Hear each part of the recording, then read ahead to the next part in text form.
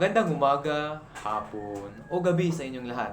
Ako nga pala si Seven Steve Miculiar. Ngayon ay subaybayin natin ang kahalagahan at kasaysayan ng ating wika. Dahil para sa akin, ang wika ay mahalaga dahil ito ang pangunahing paraan ng komunikasyon at pagpapahayag ng ating mga saloobin, kultura at pagkakakinlanlan na nagbubuklod sa lipunan at nagpapalaganap ng kaalaman. Una nating subaybayan ay ang pinakauna at ang isa sa mga mahahalagang unang nangyari sa kasaysayan ng ating wika. Ito ay ang taong 1935. Sa panahon na ito, ang Saligang Batas ng Pilipinas ay nagtadhana na ang Kongreso ay gagawa ng mga hakbang tungo sa pagpapaunlad at pagpapatibay ng isang wikang pambansa na ibabatay sa isa sa mga umiiral na katutubong wika ng bansa na siya ang unang hakbang tungo sa pagbuo ng sariling wikang Filipino.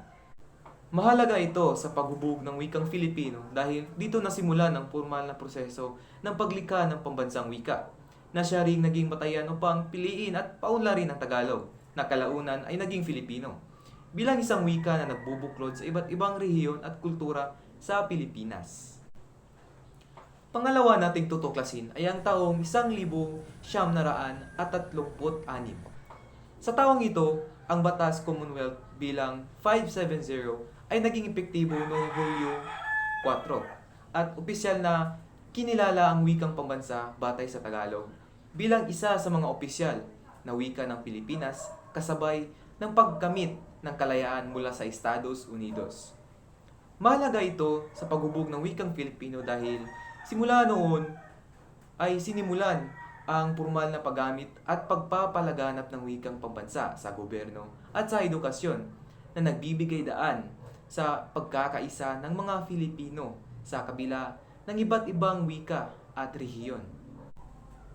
Ang pangatlo naman na ating tatalakayin ay ang taong 1954 na kung saan nilagdaan ni Pangulong Ramon Magsaysay ang proklamasyon bilang 12 na nag-aatas ng taunang pagdiriwang ng Linggo ng Wikang Pambansa mula sa ika-29 ng Marso hanggang sa ika-4 ng Abril bilang parangal kay Francisco Balagtas at upang palaganapin ang kahalagahan ng pambansang wika sa mga paaralan at komunidad.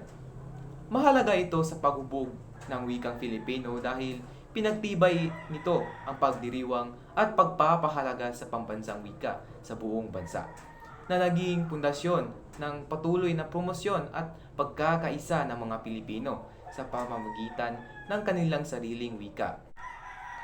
Pangapat nating tatalakayin ay ang taong 1959 na kung saan inilabas ng kalihim ng kagawaran ng edukasyon na si Jose E. Romero ang kautusang pangkagawaran bilang 7 na opisyal na pinangalanan ang wikang pambansa bilang Pilipino imbis na Tagalog upang mabigyan ito ng mas pambansang katawagan at mailayo sa espesipikong pangkat etniko. Mahalaga ito sa paghubog ng wikang Filipino dahil nagsilbi itong makasaysayang hakbang sa pagtatakda ng isang pambansang wika na kinikilala ng buong bansa na siya ang naging batayan para mas malawak na pagunlad at pagtanggap ng pambansang wika bago pa man ito naging Filipino sa mga sumusunod na konstitusyon.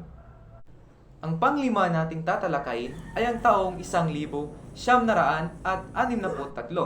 na kung saan pinagtibay ng kautosang tagapagpaganap bilang 60 ang pag-awit ng pambansang awit sa Pilipino sa anumang pagkakataon sa loob at labas ng bansa na naglalayong palaganapin ang paggamit ng pambansang wika sa mga seremonyal at opisyal na okasyon. Mahalaga ito sa paghubog ng wikang Filipino dahil pinalakas nito ang pagpapahalaga at praktikal na paggamit ng pambansang wika sa pambansang identidad at pag-uugnayan ng mga mamamayan. Ang pang-anim at ang huling tatalakayin natin ngayon ay ang taong 1967 na kung saan nilagdaan ni Pangulong Ferdinand Marcos ang kautosang tagapagpaganap bilang 96 na nag-aatas na ang lahat ng mga gusali, paligid at tanggapan ng pamahalaan ay pangangalanganan at tatawagin sa wikang Filipino upang mas palaganapin at ipagbayuhin ang paggamit ng pambansang wika sa mga opisyal na espasyo ng gobyerno. Mahalaga ito sa paghubog ng wikang Filipino dahil pinalalakas nito ang presensya at pagpapahalaga ng pambansang wika sa mga institusyon ng bansa na tumutulong sa pagpapakilala at pagtanggap ng wikang Filipino bilang tunay na wika ng bayan. Para sa akin, ang wikang Filipino ay higit pa sa kasangkapan sa komunikasyon. Ito ang puso ng aking pagkatao dahil dito ko naipapahayag ang aking damdamin, kultura at karanasan.